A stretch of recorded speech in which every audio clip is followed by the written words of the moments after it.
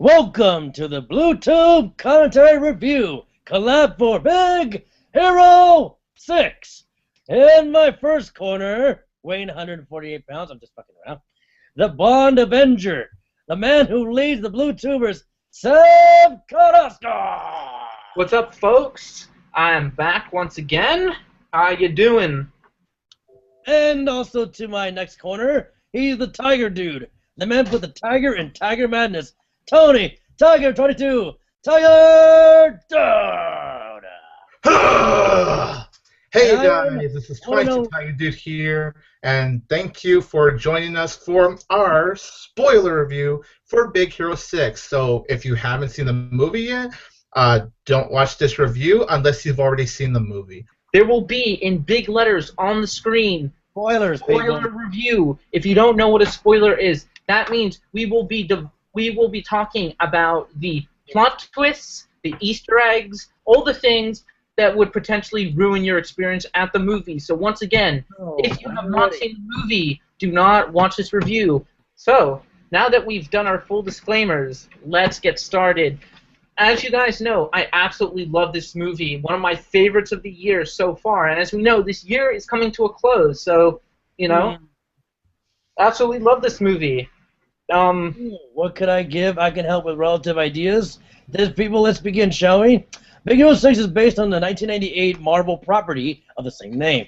This was inspired by Jeb Kreisman and Jeb Zales, the creators of the comic. This is about a group of young, intelligent high school students beaten up with the help of Tadashi, even though his brother dies in the beginning, also helping out with his brother Hiro to become the Big Hero 6 to stop the Kabuki Man, known as the mysterious man who has gotten Hiro's nanobot technology, in order to get into the Tokyo Institute of Technology. Now, with the help of Baymax, Tadashi's own creation before he died, Hiro and his friends, Honey Lemon, Wasabi, Fred, and Gogo, must defend the city from the Misaki Man and the use of nanobites for the safety of humanity and all of its future.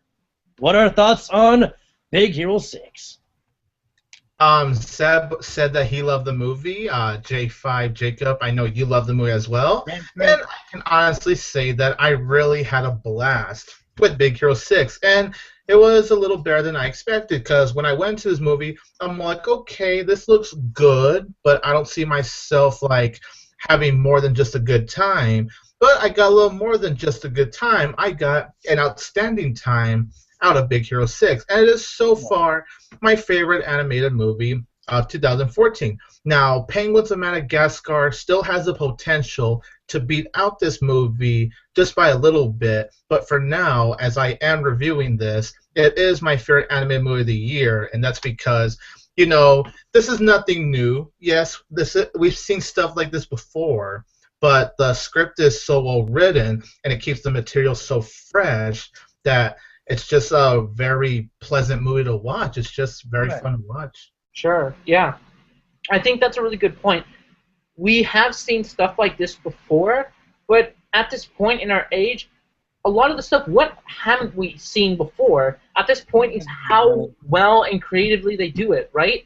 You can have any pie, but it's what kind of ingredients you put in it, how delicious it's going to be, what flavor you're going for, you know? And the nice thing is, yeah, this was intended for kids, but let me just give you guys a reality check. This movie beat out Interstellar in the box office. Yeah.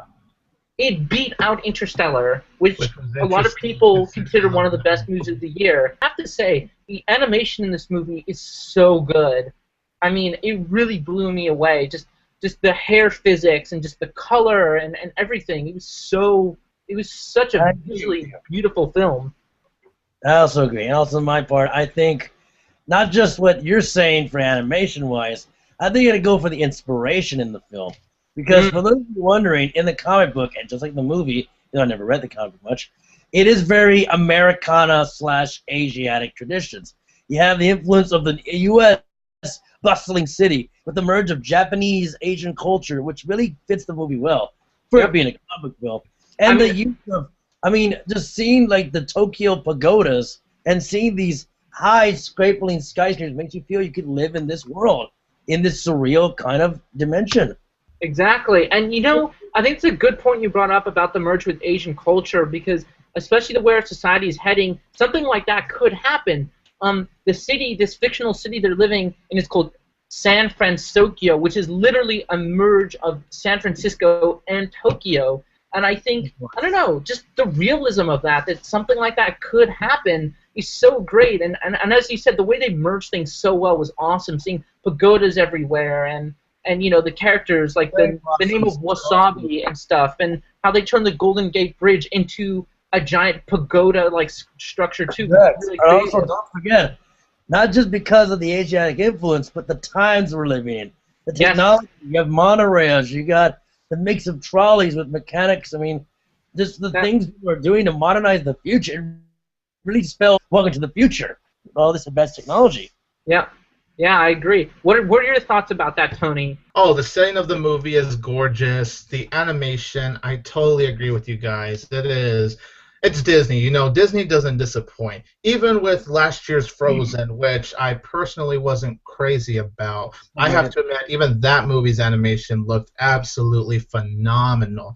And it's the same thing with Big Hero 6. The animation is pitch perfect. The details on San Francisco, basically a futuristic version of San Francisco, it looks so beautiful and so vibrant and colorful, and you just can't believe your eyes because Pixar makes great animation, but Disney knows how to pretty much succeed just as much in terms of animation with Pixar. So how this movie keeps you in, makes you sucked in this world, it's truly something special. Yeah, no, I totally agree. And you know, something else that impressed me is the cast is full of unknown actors, except for the business guy. I forgot his name, who's voiced by Alan Tudyk, who you guys might know from a little show called Firefly.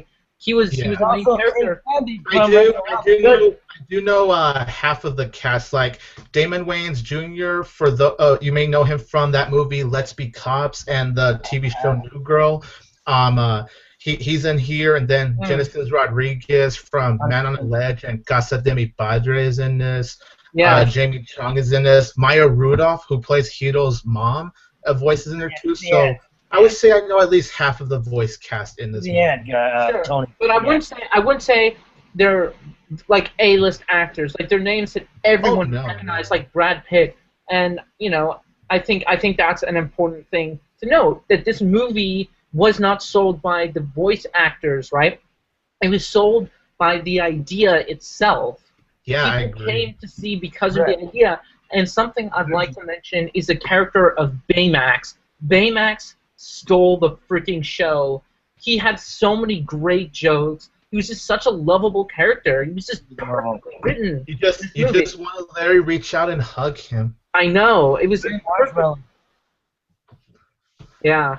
And I point this out, but if you pretty much put Olaf and Iron Man together, you get the Marshmallow Iron Man. Yeah, it would be Stay Puft Marshmallow Man. Especially when he suits up in his red and purple armor. Yeah, very similar to Iron Man. Also, we cannot forget the other characters. I mean, we gotta talk about the kids. They're not only, maybe that's not the only starter. We got a cast of characters. You have, you know, who's our main character, Tadashi's younger brother. And here's what I like about this movie than Frozen. Now, I know all you little bee-boos are gonna say, but J5, you like Frozen, you love Frozen. Yeah, I do. Even though it's kind of overrated, personally. And I think the relationship here was better than the sisters. Now, let me explain. Tadashi and Hiro had a better relationship than Elsa and Anna. Think about it. Elsa was very antisocial. Anna wasn't. So having these two brothers kind of completes the whole social prodigy. They're very smart, happening to live with their aunt in Francisco, and then pursuing a life of being geniuses helps them have something in common and has the brothers bond. I mean, think about it. That's near the perfect thing that Disney hasn't done. The brother relationship. I mean, it's been done with Brother Bear. It's kind of different bears. But you all have to understand. So what do you guys think about that? The relationship with Tadashi? Yeah, actually, that's another thing I wanted to comment on. I think the relationship is great. And I think this movie has a really good message. And it's about dealing with relationships and how to deal with loss. And I think that's especially dark theme, especially catering to kids, because Tadashi dies.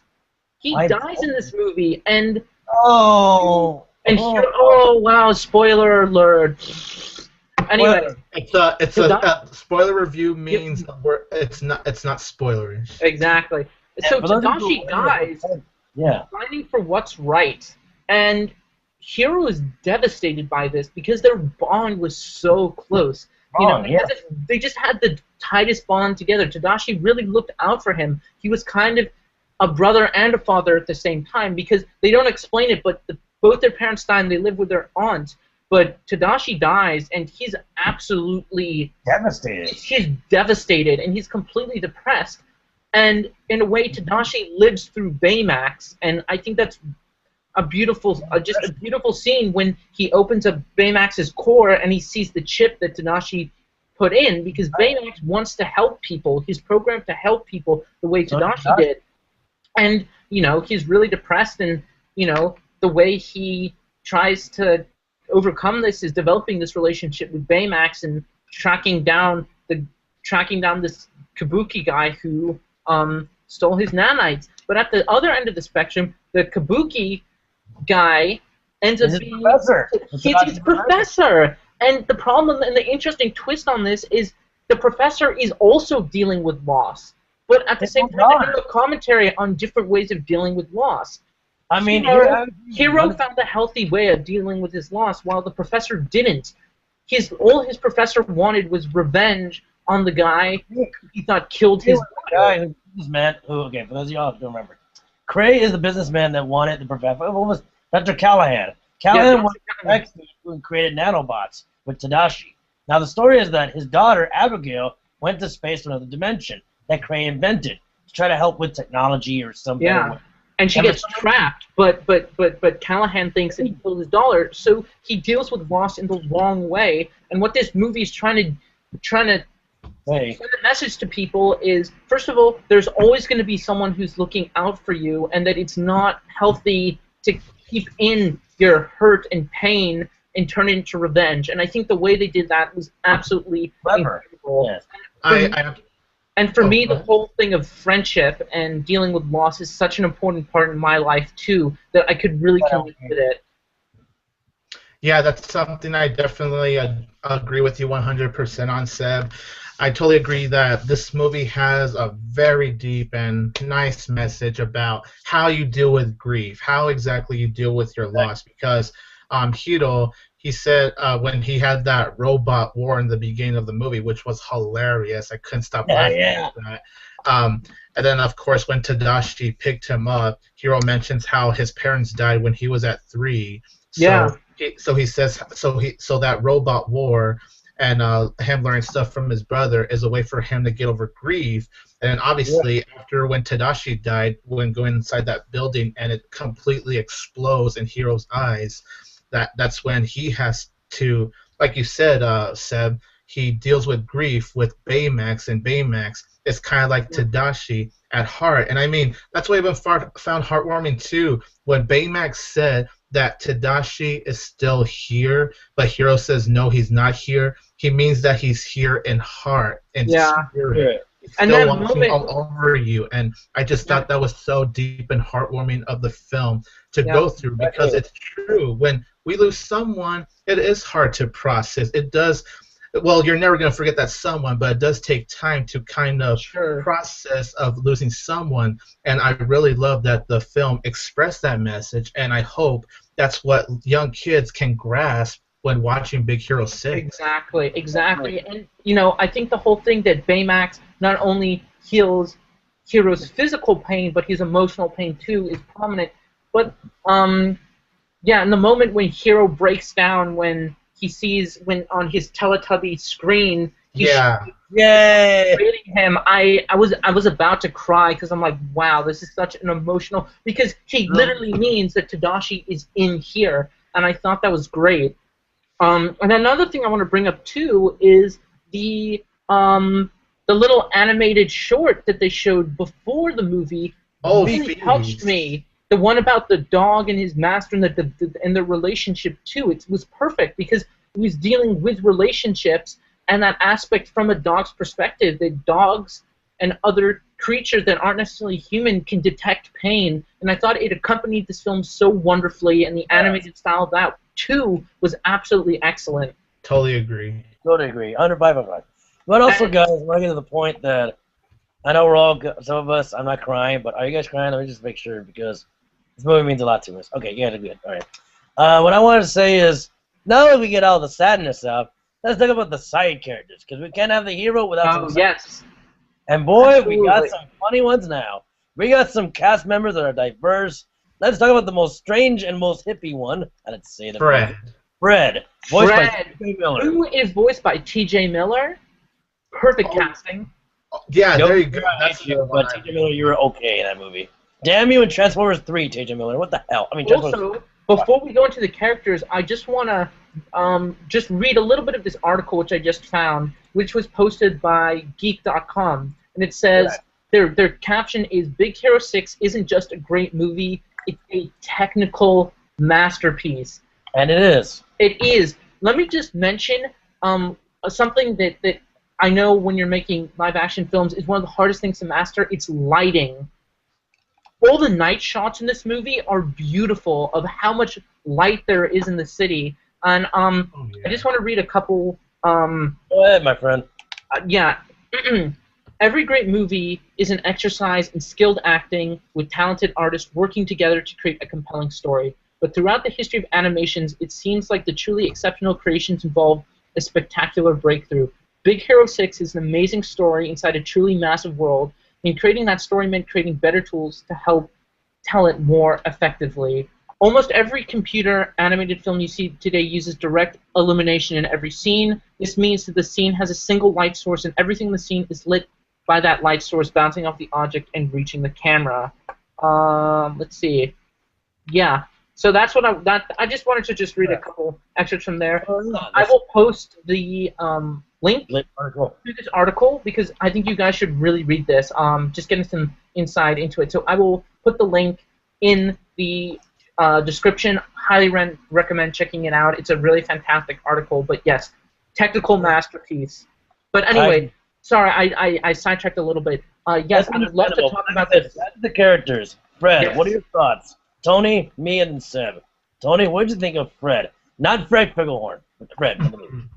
Well, I like all the side characters, and this is the first thing that pops into my head, that all of the characters have their own unique sense of personality. You know, Fred, he's like what you said, J5, he's obviously like the hipster kind.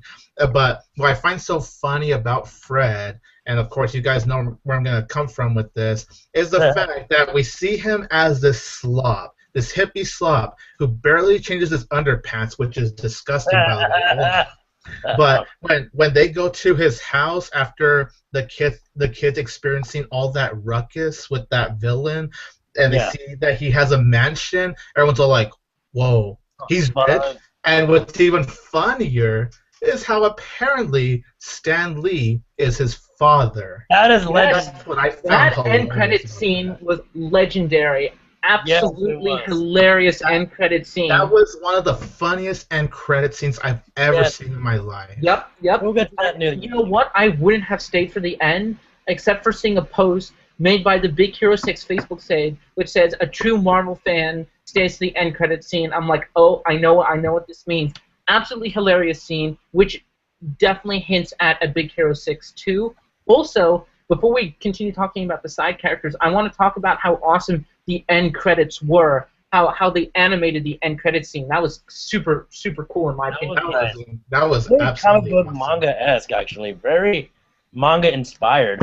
Yeah, awesome. But anyway, going back to the side characters. Like it gives you news report on what the kids are like saving, like what type of stuff they're doing to save the world in the end credits. I know. it's nice. And back to the characters.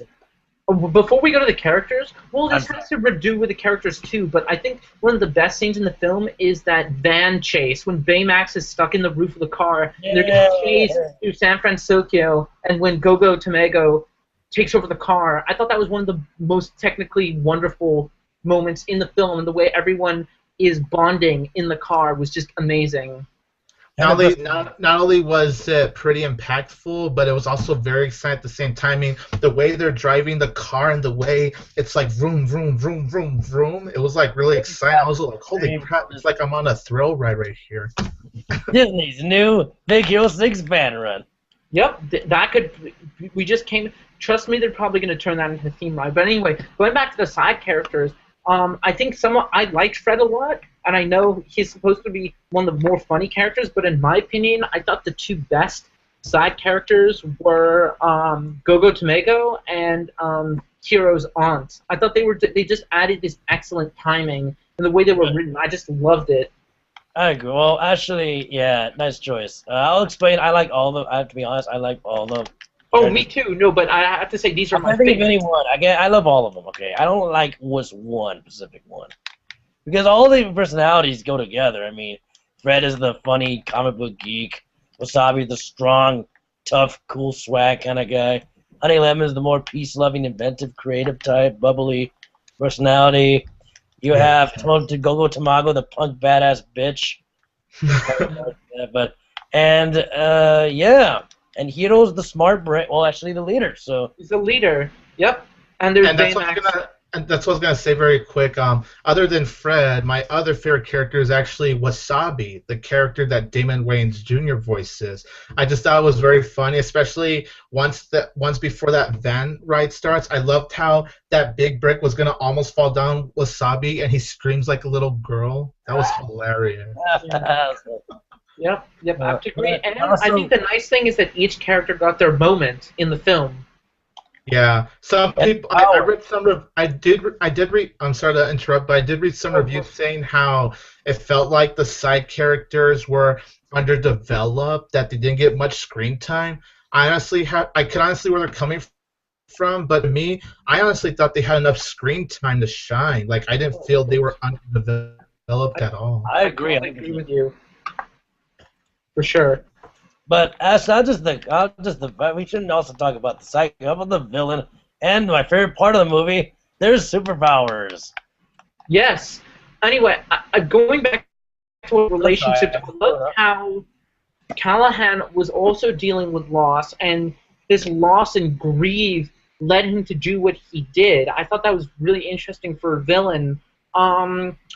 I do have to think that the villain was underwritten a little bit. I kind of wish there was a little bit more development, but honestly, in general, I'm not going to complain. Just a little gripe with the film. I kind of felt like all the characters except Baymax, Hiro, Tadashi, and the aunt could have had a little bit more character development, but I thought it was fine how it was, and it obviously made for a great film. Yeah, I actually have to agree with you on the villain, Seb. I do think the villain is cool. I like the villain. Honestly, my problem isn't how underly a little bit written it is. It was actually the predictability, because I was watching the movie and I'm all like, you're kind of getting this mystery who the villain is, but I picked it right away. I said it was going to be the professor. Once they revealed who the villain was, I'm all like, yep, I knew it. I wish that it was something that would truly surprise me, because I felt like that was something that was a little too predictable. So for me, one of my flaws with the movie is just the predictability of who the villain was. Of course. That's another thing I'd have to agree with. When I came into the movie, I was like, okay, the villain is either going to be Tadashi, because they pull that a lot, that they make you think that the older character died, but he's actually the villain.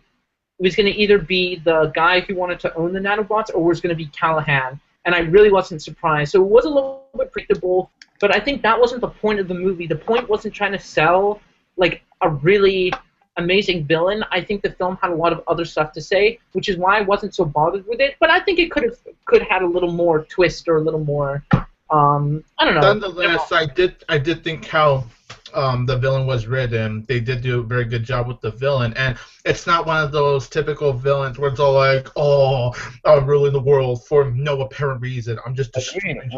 Like Tony said, this villain actually had a reason for the way he's reacting, because of, like you said, of him thinking that his daughter died out there. So you felt for the villain, even though he was doing all that bad stuff throughout like the second half of the movie. So and I think he was a bad guy. Yeah. And I think that scene when I think one of the most touching scenes in the film is when he's being arrested and he sees that his daughter's in the stretcher and he's fine. You can tell on his expression that, yeah, he's in jail, but knowing that his daughter's going to be safe and fine relieves his soul, that his soul is unburdened. Yeah, nice. But also, we cannot end, well, actually, we cannot end or continue this without mentioning the fallout of Baymax. For those of you who don't know what I'm talking about, when they're trying to save Abigail, they try to use the last of energy, and Baymax goes into the warp hole void. That hit me hard, man. That hit me hard. It was a hard-hitting scene. Like, trust me, I got teary-eyed during that moment. But it's all like, at the same time, I knew he wasn't gonna be in there. I knew, cause look, that's one thing about these Disney movies. I'm seeing common. Lately, we're seeing these things where someone's gonna sacrifice themselves. And then later on, they come back. Like Wreck-It Ralph did that. We thought Ralph was gonna die, but no, he survived. It was like that with Frozen, where Anna was gonna die, but she lived. And I kind of expected that with Big Hero 6. So while that scene did hit me emotionally, I kind of wish at the same time that Baymax wasn't brought back, because it would have had that more emotional punch if they didn't just bring him back like just a minute later and, you know, everything's all happy ever after at the end of the movie. At least that's my take on it. I'd have to agree with you on that. It did hit me hard, but of course it is Disney. They would bring him back. But I think the way in which it happens is really nice when Hero is putting that arm on his shelf and he sees both Baymax and Tadashi. And for him, seeing the soul of both of them, and of course, you know, he's a genius, so he can reconfigure the body, but Baymax isn't Baymax unless he has that chip, which not only has the original Baymax personality, but all the things all the emotional relationship development that he had with Hero. So, you know, if he loses that chip, you lose Baymax, and I think that's really nice. True. Yeah, I agree. Now that we got that good stuff, let's talk about the Easter eggs. One of my ones that I think was funny, and I hate this villain, was that at the beginning of the movie we see Hans, wonton shop, which I thought was funny. Yeah, I'm trying to think how we can do this. My favorite one is the obvious one. The Stanley one just cracks me up. Like when Fred was just giving his friends the tour, and out of nowhere you just see Stanley in the portrait. I just couldn't help but just bust out. And by the way, this is what we're gonna do for you guys. Since this is a spoiler talk, and a lot of you might have missed these Easter eggs, I am gonna find the pictures online of these specific Easter eggs. I think another one I want to point out is in that scene when Hero's looking at his computer at the bot fights, there's actually a little statue of Wreck-It Ralph on top of his computer. I don't know if you guys heard that. I did notice that. That's another one I thought was clever right there. Another one, which I'm going to point out, is in the scene when Baymax and Hero are leaving the police station. On the right-hand desk of the cop's desk, there's a little picture frame, and there are two picture frames. On the one on the right is a picture of Bolt, and there's another interesting one. There's a shot of an alleyway, and there's some footprints. There's some dog prints, and we're led to believe those are the same dog prints from the dog in the short film that came before Big Hero 6. Which made it even more clever right there. Which made it more clever. Of course, one of the big ones, which people will notice, is Stan Lee's Easter egg in the portrait. Of course, that after the credit scene, one of the most brilliant ones I've ever seen. That first statue, which Baymax breaks, it is one of the Frozen characters. It was the dude. Kristoff. Yeah. Yeah, I remember. That was coming back to me. He's in that statue. I absolutely loved this movie. One of my favorites of the year. Just hit me hard. It's just such a great movie. It's such a great movie. I've already talked about my thoughts of this movie, but I'm giving this movie an 8.5 out of 10, which is an A. Big Hero 6 is a great Disney animated movie, a great movie for the whole family, a movie that touches on a dark theme that I hope the kids could learn from, a theme about grief, how you deal with it. You know, each of the characters have their own sense of personality, a cool villain. The animation is beautiful. The overall setting is just nice. It's The Incredibles plus the Avengers together. What do you get? You get a grand, very fun, highly entertaining movie known as Big Hero 6. I loved almost everything about this movie, and that's why I am going to give Big Hero 6 3.5 out of 4 stars and an A minus. As you all know, I'm J5, the one and only random critic. I love this film. As a Marvel fan, I never read the comic. I think he did somewhat justice. Again, I never read the comic. But like I said, I agree with my fellow brethren here. This is a great movie that touched my heart, not just as an adult, but as a kid. It really hit me there to that idea of grievance. And it's something that all of us can learn to deal with. So this movie does a very well job of saying, hey, when you lose someone, have faith. They'll always be there. And anyway, I would give... Oh, sorry. I give it a 5 out of 5. Check it out. Ooh. It's one of the newest, best Disney movies. And go check it out, man. A+. A+. All right. So I'm just going to run down our grades again. I'm giving it an 8.5 out of 10. It's an A, maybe an A+. I'm going to do an A/A+, because depending on my mood, it's either going to be an A or an A+, which is still really great. Tony gave it a 3.5 out of 4, which is an A-, and my good friend Jacob gave it a 5 out of 5 and an A+. And, yeah, that has been our spoiler talk for Big Hero 6. And just to close it off, I have to say, when this movie comes out on DVD and Blu-ray, I think this is a really good movie to show kids that are going through personal loss and grievances, because I think it will make them feel like there is hope in the world. And I think it will be used for therapeutic reasons, and I think that's going to be fantastic. And I really hope doctors recommend their kids to see it. So that's just my last thoughts. Anyway, this has been Universal the Blue Tubers with our spoiler talk. My name is SebCarrasco, and I was joined by 22tigerdude. And the newest member and the 6th badass in this team, J53518. Please always call me that when I'm on the channel. All right. Sounds good. Thank you guys for joining us. You're welcome. And as always, Blue Tube it every day.